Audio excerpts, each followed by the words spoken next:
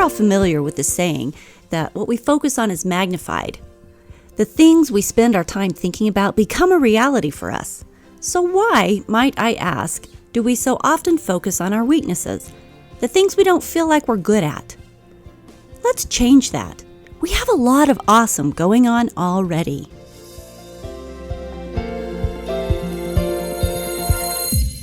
Stories are our lives and language. Welcome to the Love Your Story podcast.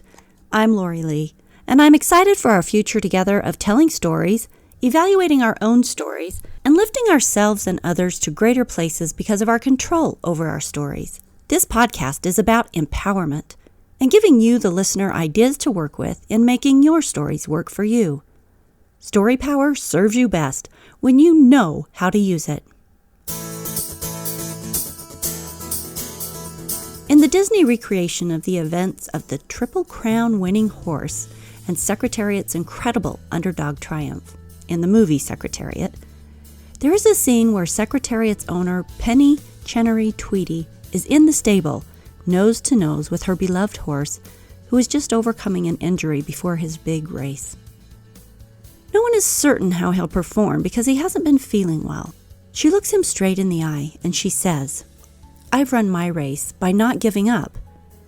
She had fought for the horse, for funding, she'd put her family's fortune on the line, she'd stood up against other horse owners in media discussions, she'd stood up against family pressure in order to get Secretariat to this place, to these races.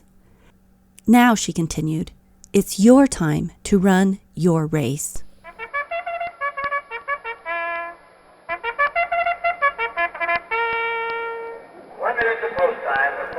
The movie ends with the Belmont Stakes race, the third and final race of the Triple Crown, in 1973, and Secretariat is expected to go nose-to-nose with his rival of the year, Sham. About a minute into the race, these horses are neck and neck, taking turns pulling slightly ahead of one another, when Secretariat begins a pull-away that at first leaves his followers scared because they don't believe Secretariat can keep up that pace. They're afraid he'll wear down and not be able to keep the pace. Those watching the race go from excitement as the horses start out to anger that the jockey is letting him go too fast too soon, to almost big-eyed quiet as they watch the impossible. Secretariat never falters. In fact, his speed increases as he leaves Sham what feels like halfway around the course and wins by 25 lengths. Even those who don't care about horse racing get tears in their eyes when watching the footage of this race because there's something about the power of that horse running his own race and pulling so far ahead, doing the impossible, the unexpected, and we get to sit and watch it happen. It's one of those magical moments in history where your heart is simply caught in your throat and your joy and respect for that beautiful animal crowds out all other emotion. I share this scene with you because when Penny turned over all her expectations, told Secretariat that she had already won her race, now he simply got to run his best race because he could. I felt a sense of freedom and understanding in my own race. I don't need to run the same race as Chris Ducker or John Dumas or the other podcasters and online entrepreneurs. I can and should run my own race, born of my own strengths and my own insights and my own definition of success. I get to run my race. Secretariat got to run his race. Penny ran her race. What is your race? When someone says, run your race, what does it feel like to you?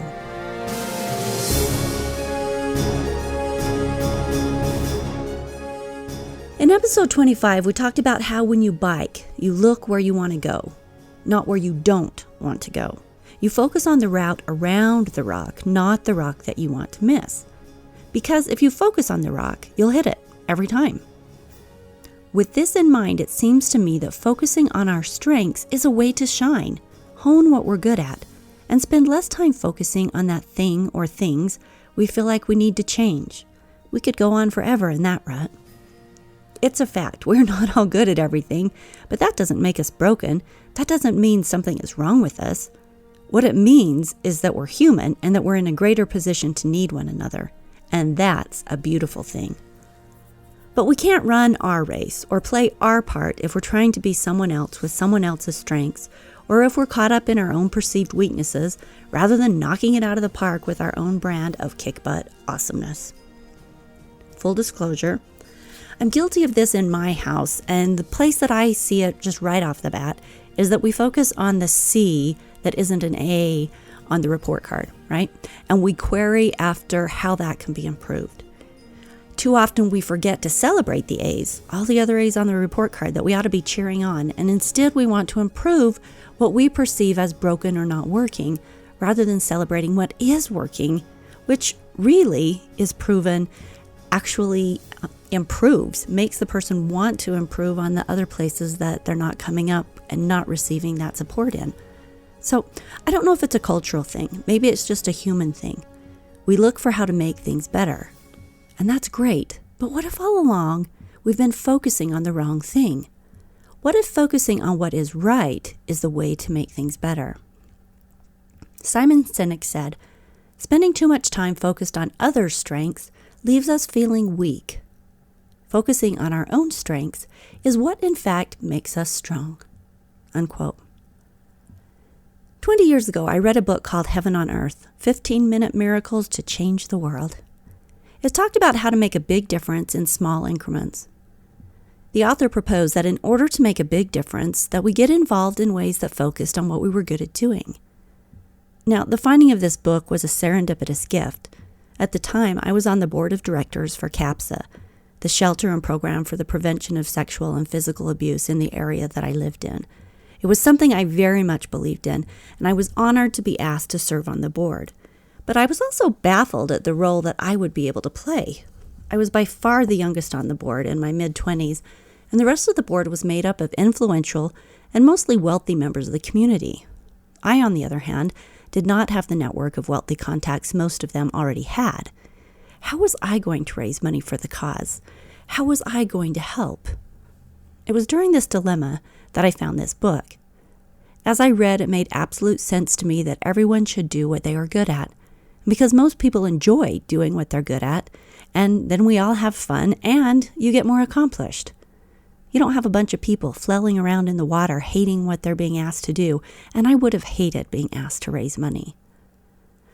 With this idea, I discovered how I could contribute.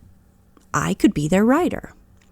As I presented the idea that I would take over the newsletter and help with grant writing, the board was totally on board. I would let those with connections raise the money, and I'd give what I had to give and focus on my strengths. It was a happily ever after. No one else is like you. No one else has the same set of strengths that you have or that I have. No one is your awesome self. No one is my awesome self but me. You were made the way you were made on purpose, given gifts and talents to share and amplify. And what if you focused on celebrating the beauty that you are instead of trying to fix the things that you aren't?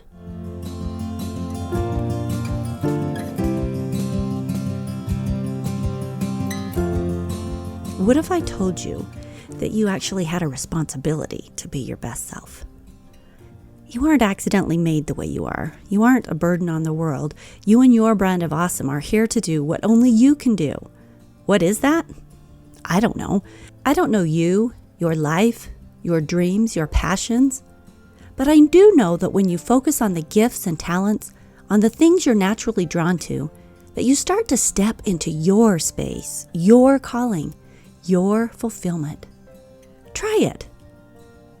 And living small by making excuses that you don't have anything to give is just ripping the world off and yourself. It's a cop-out. It's a cop-out that might feel humble at first blush, but it's really just a fear-based response to interacting with the world. Now, just to be clear, this way of thinking is not to suggest that we never get out of our comfort zone or try new things or work to improve things we want to get better at. What I'm saying is that I think our improvement, our self-love, and our joy of living will increase when we accept, celebrate, and share the things we're good at and focus our energy on that acceptance and that celebration and that sharing. We create more of what we focus on, so keep being you in all the best ways. Will there be spaces where we enter the learning zone, practice getting better at what we're good at, or try something new we have an interest in, or push ourselves into new realms of doing and being that we're not familiar with? I sure hope so.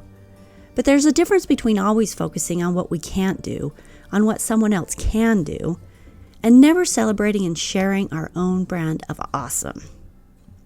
What are you good at? If the first thing that comes to mind is nothing, or I can't think of anything, or not much, then you are a prime candidate for this work. It means that you have not spent time coming to understand and recognize your own wonderful gifts. Heck, you don't even know what they are. How can you be sharing them to the fullness of your capabilities? How can you be lavishing yourself with all that love and appreciation for yourself when you haven't even gotten to really know your own self? It's not arrogance to recognize and know your strengths. It's foundational to be able to live your life, to know what you have to give and how best to share and contribute. Want to figure out what your strengths are? An article from the Huffington Post titled "A Better Way to Discover Your Strengths" suggested that the Strength Finder quizzes that are available are bound to be a little biased. For example, when asked about generosity, we are bound to focus on times we were generous, because that's what we're talking about, rather than times that we aren't generous, and that sort of skews the concept.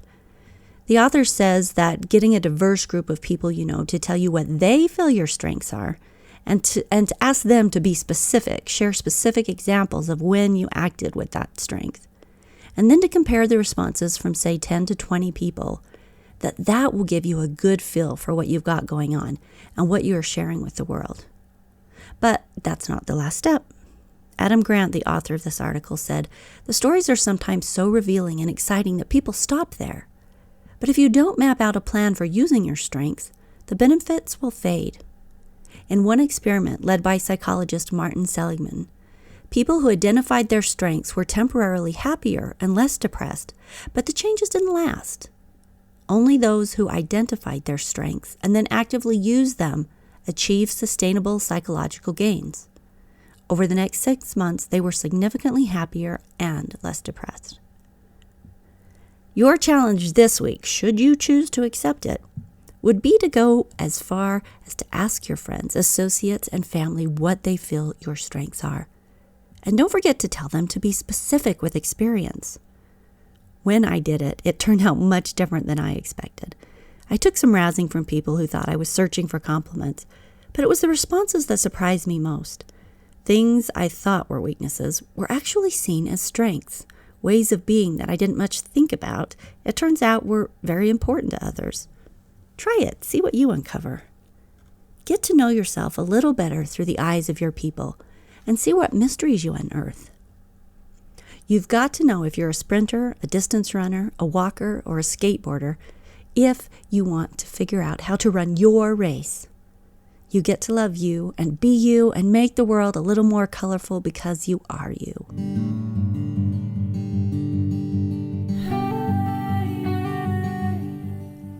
Have a great week creating your best story. And don't forget to do me a huge favor and rate and review the podcast on Apple Podcasts. And if you haven't already, do yourself a favor and subscribe to the podcast, because then it automatically downloads into your audio library every week when the new episode launches. Just waiting for you there. Easy peasy. Also, go to www.loveyourstorypodcast.com to listen, leave comments, order your awesome Love Your Story podcast t-shirt, or contact us. We'd love to hear from you. Follow us on Instagram at Love Your Story Podcast, or on Facebook, Love Your Story Podcast.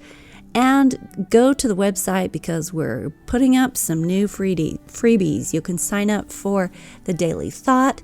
You can sign up for the new audio ebook on the keys to being your super self. We've got some big things in store, so don't miss the website, and we'll see you next week.